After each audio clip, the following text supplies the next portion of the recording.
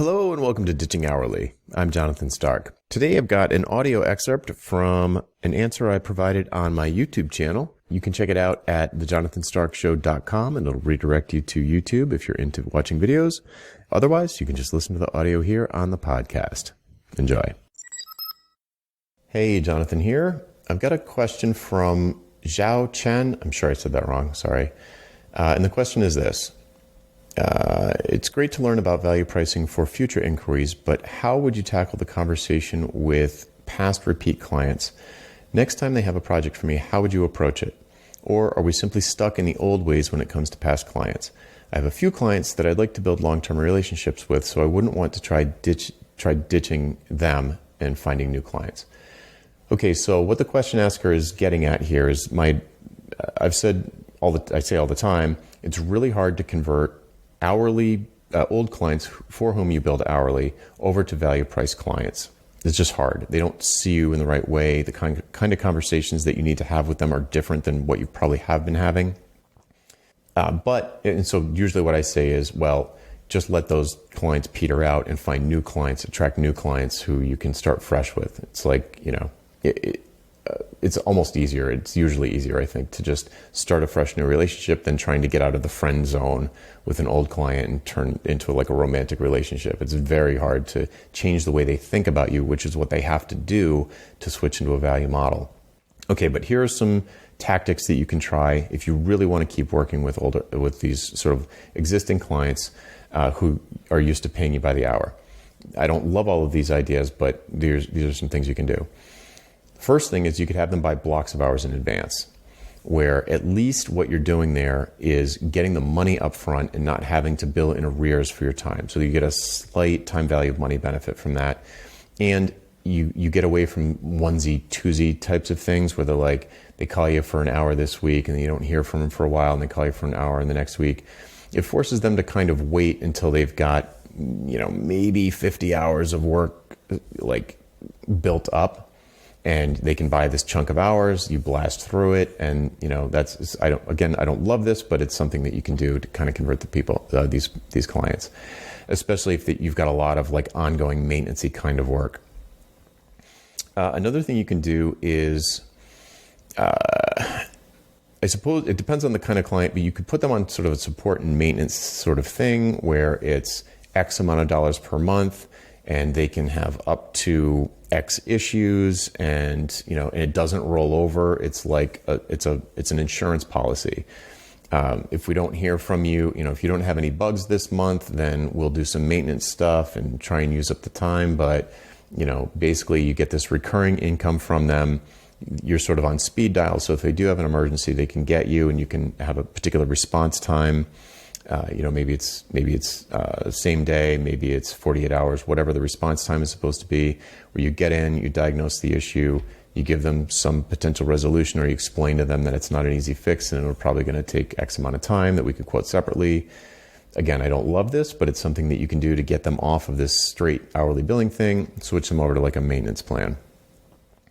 Another thing you can do if they have a big project for you, so instead of an ongoing dribbly kind of support and maintenance work, if they say, hey, we've got a whole new module we're going to build, or we want to redo this solution from scratch, and there's an actual project with a beginning, a middle, and an end, then you could say, okay, well, you do everything how you normally do it, and then when you write the proposal, you have one option that's exactly like the old way that they're used to, where we think it's going to be $1,000. Our hourly rate is $100 an hour. So, that totals out to X.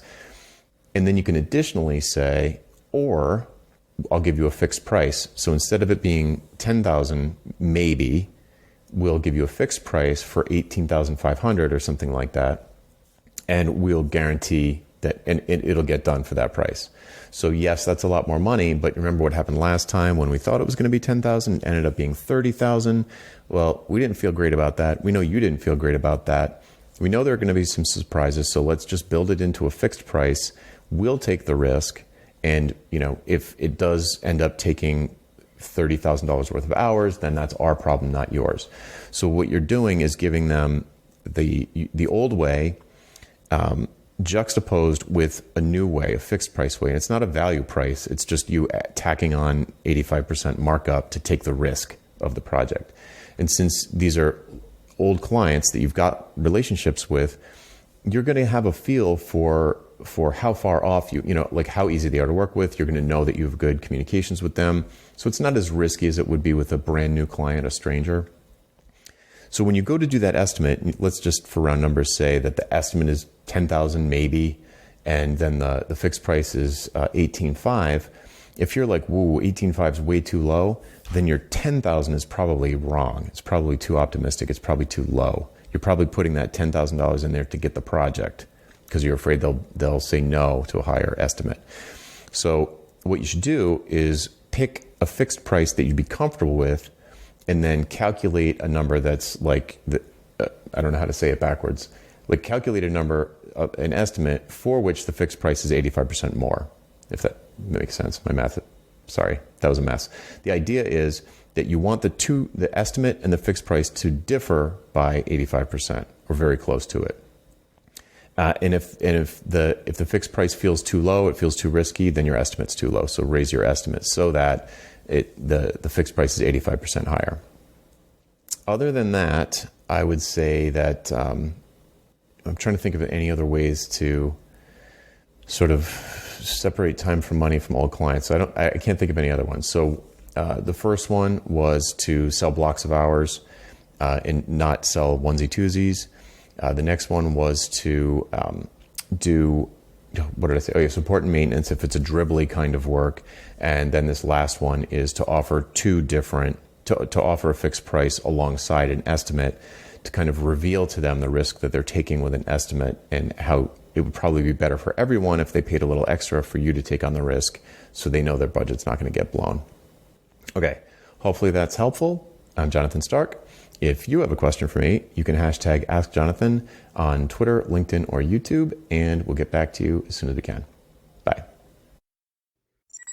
Would you like to learn how to get paid what you're worth? How about selling your expertise and not your labor? We work through all of this together in the pricing seminar. Pre-registration starts soon, and you can sign up to be among the first to know when early bird pricing is announced at thepricingseminar.com. That URL again is thepricingseminar.com. Hope to see you there.